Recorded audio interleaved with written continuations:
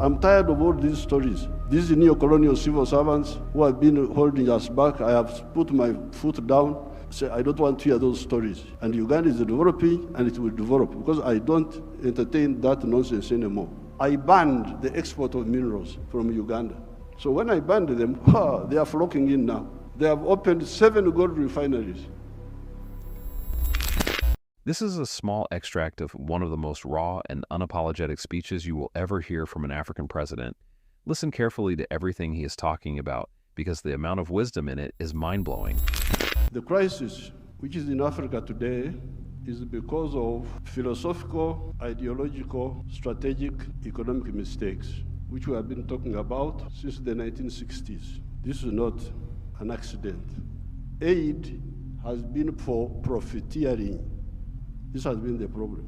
Now, the World Bank people and other groups have been talking of sustainable development.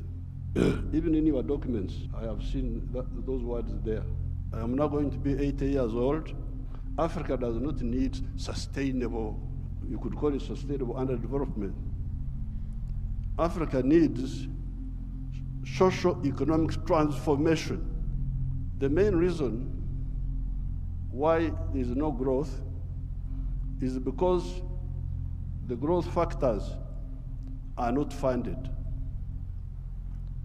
They are not even understood. What are the growth factors? We now talk of private sector-led growth. Yes, but for the private sector to grow, what does it need? It needs low costs of production. And what are the low costs of production? Number one, transport. You must have low transport costs. Where do low transport costs come from? From the railway. If you don't fund the railway, how will you get low transport costs? Wonderful people. Banco Mundial, IMF, all of these. Where will low cost of production come from if you don't have a railway? I have been here for the last 64 years. I've been watching as a student leader, as a freedom fighter, now as the leader of a country. How many railways have been constructed or funded in Africa? The few that have been was by China, the Tanzania Railway to Zambia, and recently China, another one here in Kenya, and then Tanzania on their own, they are building a railway line. So if you are talking of helping Africa, the railway, because if you fund the railway, you will have low cost of transport, and you can produce products which are cheap, which can be bought in the world. The second cost pusher is electricity. If you don't find electricity, and you talk about sustainable development, what are you talking about? Private sector-led growth. Electricity, we must have low-cost electricity, not exceeding 5 cents per kilowatt hour. That's what I insist on in Uganda. I'm tired of all these stories. These neocolonial civil servants who have been holding us back, I have put my foot down, say, I don't want to hear those stories. And Uganda is developing, and it will develop, because I don't entertain that nonsense anymore. Borrowing for what? Capacity building. Imagine seminars. They call you in a hotel, you eat chapati, you eat mandazi. They say that is capacity building. Capacity building should be on the ground, not just seminars. The third one, those people who talk about private sector-led growth, private sector-led growth. I have been trying to borrow money for our UDB, Uganda Development Bank, a bank which funds manufacturers. No, I don't get support for that. Instead, they want me to go, my people to go to commercial banks. But commercial banks cannot give, no, those commercial banks are to encourage imports, because the only person who can borrow money and pay it back from a commercial bank is a trader who goes to China, goes to where, Dubai, brings products, sells them quickly, and pays back. So, if you are serious, I needed to hear about the low-cost funding for manufacturing, not for stories, not for what, no, manufacturing. How about funding for irrigation? So in order to stabilize, I've been trying to look for a loan for irrigation. I can't easily get it. Very difficult to get. A loan for seminars, very quick. The civil servants, what? Now finally, Uganda is a very rich country. But one of the problems we were having was that our people were outside the money economy. They were in what they call subsistence sector. They just produce for eating, produce for eating, produce for eating. So I was looking for money. Please give me money to give coffee seedlings to these fellows who are just producing for the stomach, so that they can produce for the stomach, but also produce for the pocket, so that they join the money economy. You cannot imagine that by 2013, a few years ago, 68% of the homesteads in Uganda were still in the subsistence sector, in the non-money economy.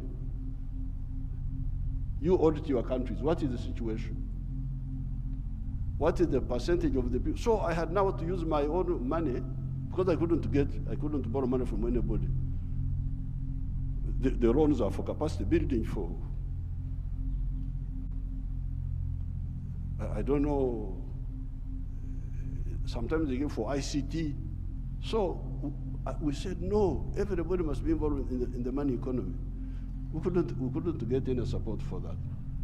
But we funded it ourselves. Each year, we spend about $300 million of our own to make these villagers join the money economy by producing for the stomach, but also for the pocket. And from 2013, I was now told that for the first time, 61% of the people are in the money economy, of the homesteads. It is only 39% that are still out. You imagine those are still there, just eating, no money. Then you get your neocolonial civil servants. They talk of import support. Imagine there is money for import support. Import support. The governor writes to me, reports, we have got import cover for so many months, but I don't want to import, I want to export. Why don't you tell me about import substitution and export promotion? Instead you are telling me of import support. So money is available for to become more dependent. Now, finally, the curse, which we told our people about in the 1960s, we told them, part of the wars we fought in Uganda, we had to get rid of the neocolonial groups which were there, which were stopping us from thinking. We had to get rid of them by force. But one of the problems was Africa producing raw materials, matière primaire, they call it in Français, matière primaire.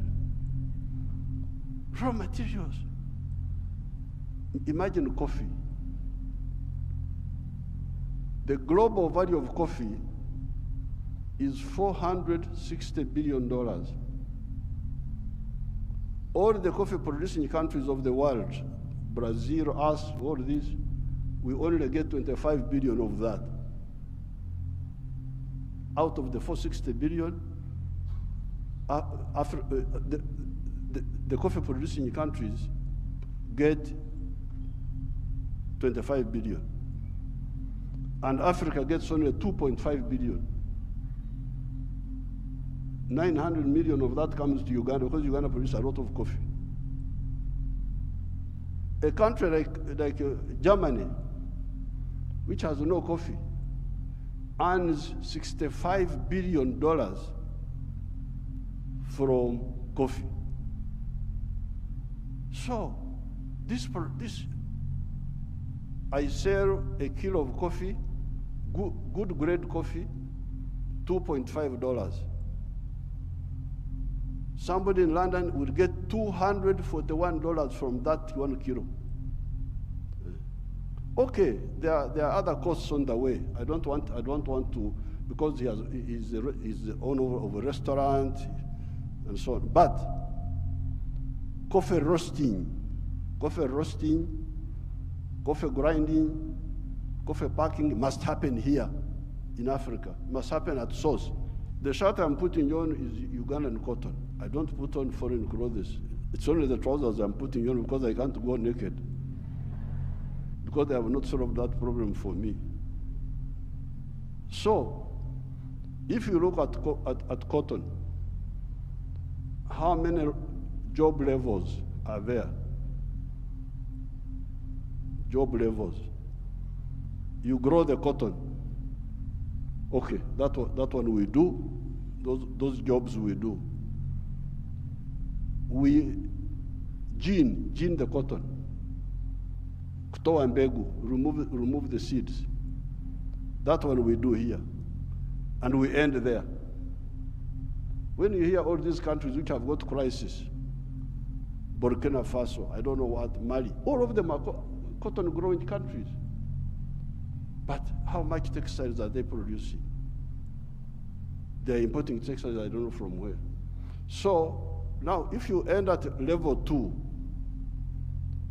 gening, removing the seeds, then you take the pamba, you take the cotton, to cleverer people who are clever. They take the cotton, they spinning, more money, more jobs for their children. They weave, more money, more jobs for their children. They put the print, more money, more jobs for their children. I looked at the figures. Uganda consumes 276 million meters of textiles each year. And that wonderful country of yours spends $880 million on clothes. Some of them dead people's clothes from Europe.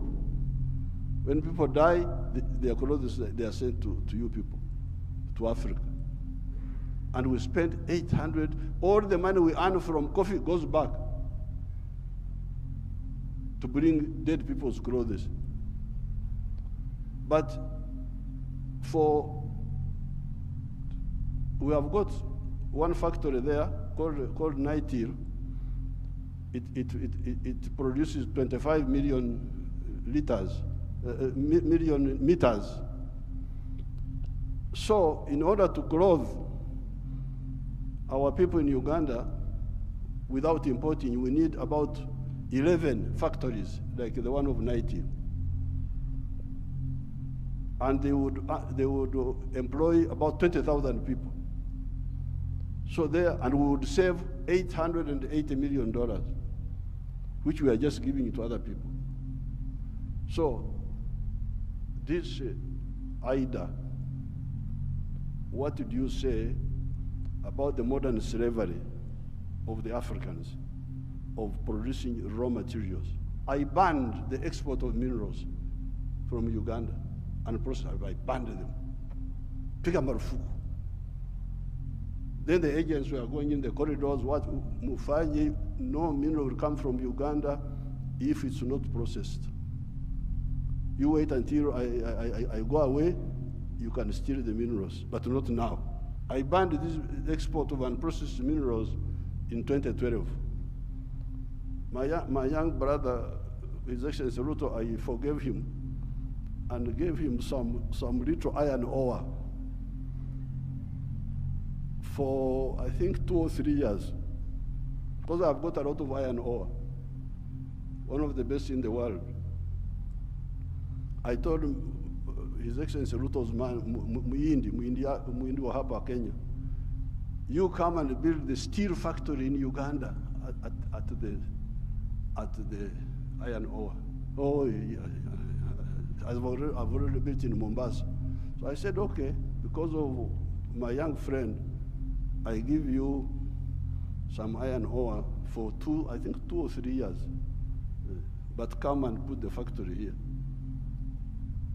Now you can imagine akili ya watu wenu, my civil servants. An Indian wanted to take that iron ore to India. Imagine. Iron ore in our language is called obtare, but it is soil, black soil. If you see it, it is soil. To take that to India and do what? Pay your wonderful people $47 per ton. Our iron ore is the purest in the world. It is 70% pure. So you need like 1.5 tons to make a ton of steel. Now, a ton of steel costs $700. Somebody gives you $47